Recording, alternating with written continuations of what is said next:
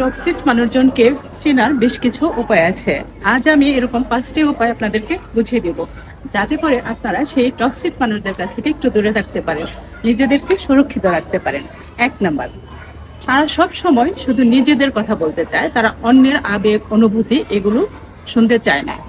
তারা কোনোভাবে গুরুত্ব দেয় না অন্যের কথাকে, তারা শুধু নিজেদের আবেগটা প্রকাশ করতে পারলেই বাঁচে।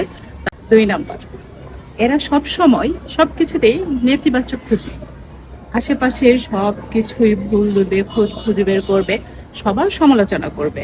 দেখবেন এই মানুষগুলো কখনোই কারো সত্যিকারের প্রশংসা করতে পারে না, সে যেই হোক না কেন।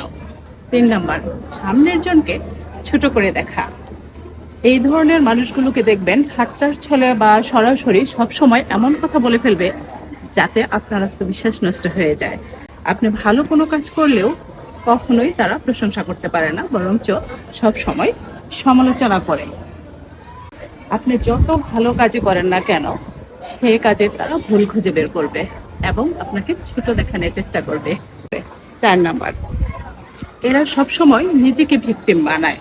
এদের চোখে বাকি সবাই দোষী, কিন্তু নিজের দোষ এরা কখনোই স্বীকার করে না, বরং নিজের দোষ অন্যের উপর চাপিয়ে দেয়। 5 নাম্বার, এই লক্ষণগুলো আপনি আপনার মধ্যে দেখে নেবেন। টক্সিক মানুষগুলোর মধ্যে থাকলে আপনি সব সময় ক্লান্ত, ভারাক্রান্ত হয়ে যাবেন। তাই বলবো, এই টক্সিক প্রকৃতির মানুষগুলো থেকে সব সময় আপনারা দূরে থাকুন, নিজেকে সুরক্ষিত রাখুন।